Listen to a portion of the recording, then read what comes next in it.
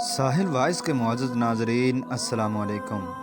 معزز خواتین و حضرات، آج کی اس ویڈیو میں ہم آپ کا تعارف کروائیں گے ایک ایسی عورت کے ساتھ کہ جن کا ذکر اللہ تبارک و تعالی نے خود قرآن مجید میں فرمایا ہے۔ ناظرین گرامی، کچھ لوگوں کا انتخاب تو ہم خود کرتے ہیں، لیکن کچھ اشخاص ایسے خاص ہوتے ہیں کہ جن کا انتخاب خود اللہ تبارک و تعالی فرماتا ہے، اور اللہ تعالی نے کسی شخص کو بھی اپنی پاکیزگی بیان کرنے کی اجازت نہیں دی۔ چنانچہ قرآن مجید میں ارشاد باری تعالی ہے، فَلَا تُزَكُّوا أَنفُسَكُمْ، اور اپنے نفسوں کی پاکیزگی نہ بیان کرو۔ لیکن حضرت مریم علیہ السلام کیسی خوش قسمت عورت ہیں کہ جن کی پاکیزگی کا ذکر خود اللہ تبارک و تعالی نے قرآن مجید میں ارشاد فرمایا ہے۔ چنانچہ اللہ تبارک و تعالی نے ارشاد فرمایا، وہ مریم جو کہ عمران کی بیٹی ہیں، انہوں نے اپنے آپ کو خوب پاکیزہ رکھا۔ معزز خواتین و حضرات، حضرت مریم کے والد کا نام عمران اور والدہ کا نام حنا تھا۔ حضرت مریم علیہ السلام کے والد حضرت داؤد علیہ السلام کی نسل سے تھے، اور آپ کی والدہ حنا حضرت سلیمان علیہ السلام کی نسل سے تھیں۔ حضرت مریم کے والد نہایت نیک، عابد و زاہد اور پارسا شخص تھے، جبکہ آپ کی والدہ حنا بھی خدا ترس اور پارسا خاتون تھیں، اور پورے بنی اسرائیل میں ان دونوں کے زہد و تقوی کی مثال نہیں ملتی تھی۔ لیکن حضرت عمران کے ہاں کوئی اولاد نہ تھی، اور حضرت حنا رضی اللہ تعالی عنہ متمنی تھیں کہ اللہ ان کو اولاد عطا فرمائے، اور آپ اس کے لیے دعا بھی کیا کرتی تھیں۔ ایک دن حضرت حنا رضی اللہ تعالی عنہ صحن مکان میں چہل قدمی کر رہی تھیں کہ آپ نے دیکھا کہ ایک پرندہ اپنے بچے کو بھرا رہا ہے اور اس سے پیار کر رہا ہے۔ چنانچہ حضرت حنا رضی اللہ تعالی عنہ نے جب یہ دیکھا تو آپ کے دل پر سخت چوٹ لگی، اور اولاد کی تمنا نے جوش مارا، اور حالت اضطراب میں بارگاہ الہی میں ہاتھ اٹھا کر عرض کرنے لگیں، اسی طرح سے ہم کو بھی اولاد عطا فرما کہ وہ ہماری آنکھوں کا نور اور دل کا سرور بنے۔ دل سے نکلی ہوئی دعا نے قبولیت کا جامہ پہنا، اور انہوں نے چند روز کے بعد محسوس کیا کہ وہ حاملہ ہو چکی ہیں۔ چنانچہ انہیں اس بات سے اس درجہ مسرت ہوئی کہ انہوں نے منت مان لی، جو بچہ پیدا ہوگا اس کو ہیکل سلیمانی یعنی مسجد اقصی کی خدمت کے لیے وقف کر دوں گی۔ بہرحال اللہ تعالیٰ نے عمران کی بیوی کی دعا کو قبولیت کا شرف بخشا، اور وہ امید بر آنے کی گھڑی کا انتظار کرنے لگیں۔ چنانچہ اس واقعے کو اللہ تبارک و تعالیٰ نے سورہ آل عمران کی آیت نمبر 35 میں یوں بیان فرمایا ہے، اور جب کہا عمران کی بیوی نے، اے میرے رب، میں نظر مانتی ہوں کہ جو بچہ میرے پیٹ میں ہے اسے میں ہیکل سلیمانی اور تیری عبادت و ریاضت کے لیے آزاد کر دوں گی، تو پس تو اس بچے کو میری طرف سے قبول فرما لے، بے شک تو سننے والا ہے اور جاننے والا ہے۔ چنانچہ اس کے بعد حضرت مریم رضی اللہ تعالی عنہ کی پیدائش ہوئی۔ جب آپ کی ماں حنا نے دیکھا کہ میرے یہاں لڑکے کی نہیں بلکہ لڑکی کی ولادت ہوئی ہے، تو آپ اللہ تبارک و تعالیٰ کی بارگاہ کے اندر عرض کرنے لگی، اے میرے رب، میں نے ایک بچی کو جنم دیا ہے۔ جبکہ اس وقت بنی اسرائیل میں یہ روایت تھا کہ بیت المقدس کی خدمت کے لیے صرف لڑکوں کو وقف کیا جاتا تھا،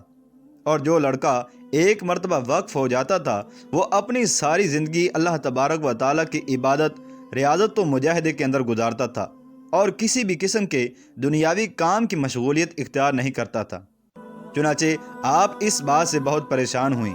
تو اللہ تبارک و تعالیٰ نے آپ کے دل کے اندر یہ الہام فرمایا کہ یہ لڑکی جو ہم نے تم کو عطا کی ہے یہ اس لڑکے سے بہتر ہے، اور ہم نے اس لڑکی کی بجائے تمہاری اس لڑکی کو ہی قبول کر لیا ہے۔ چنانچہ جب حضرت مریم رضی اللہ تعالی عنہ پیدا ہوئیں تو ان کے والد حضرت عمران رضی اللہ تعالی عنہ کا انتقال ہو چکا تھا۔ چنانچہ آپ کی ماں نے ہی آپ کی کفالت فرمائی اور آپ کی پرورش فرماتی رہیں۔ جب حضرت مریم رضی اللہ تعالی عنہ کچھ بڑی ہوئیں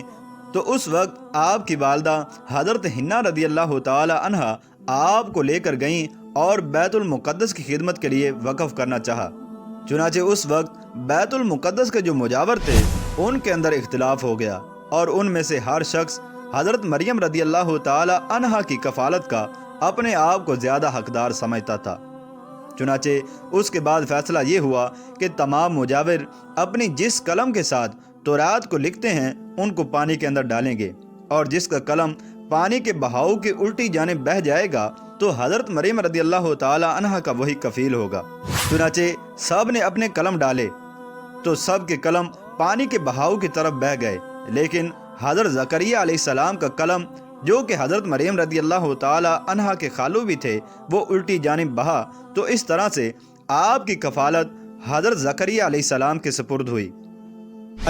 حضرت زکریا علیہ السلام نے بیت المقدس کے بالا خانے پر ایک کمرہ تیار کروایا اور اس کو حضرت مریم رضی اللہ تعالی عنہ کے سپرد کر دیا۔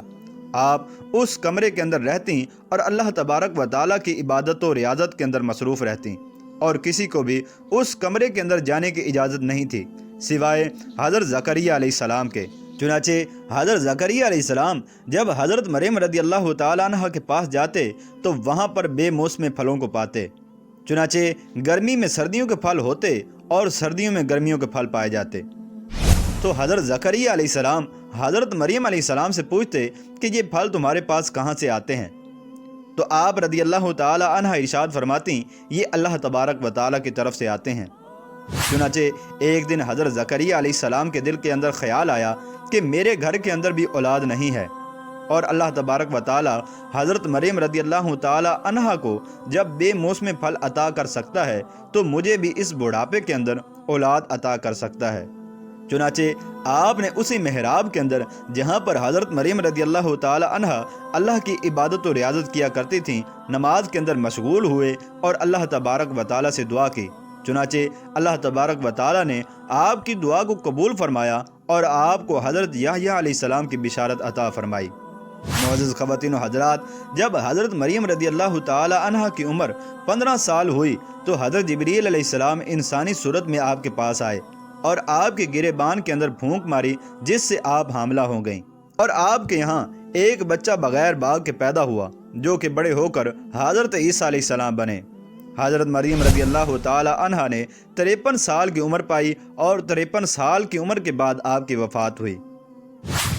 کائنات کے اندر چند ہی خواتین ایسی گزری ہیں کہ جن کی پاکیزگی کا ذکر خود حضور اکرم صلی اللہ تعالی علیہ وآلہ وسلم نے ارشاد فرمایا ہے۔ ان میں سے ایک حضرت موسیٰ علیہ السلام کی والدہ، دوسری حضرت آسیہ بنت مزاحم رضی اللہ تعالی عنہ، اور تیسری حضرت مریم علیہ السلام ہیں، اور چوتھی حضرت فاطمہ الزہرا رضی اللہ تعالی عنہ ہیں۔ حضرت خدیجہ الکبریٰ رضی اللہ تعالی عنہ کی جب وفات کا وقت قریب آیا تو حضور اکرم صلی اللہ تعالی علیہ وآلہ وسلم نے ارشاد فرمایا، جنت کے اندر اللہ تبارک و تعالی نے تمہارے لیے ایک خوبصورت سرخ یاقوت کا محل تعمیر کروایا ہے، جس کے اندر تمہاری مرضی کے خلاف کوئی بھی کام نہ ہوگا، لہذا جب تم جنت کے اندر جانا تو میری 2 بیویوں کو سلام کہنا۔ تو آپ رضی اللہ تعالی عنہ نے عرض کی کہ مجھ سے پہلے جنت کے اندر آپ کی کون سی 2 بیویاں ہیں؟ تو حضور اکرم صلی اللہ تعالی علیہ وآلہ وسلم نے ارشاد فرمایا، ایک آسیہ بنت مزاحم جو کہ فرعون کی بیوی تھیں، اور دوسری حضرت مریم رضی اللہ تعالی عنہ جو کہ حضرت عیسیٰ علیہ السلام کی والدہ ہیں۔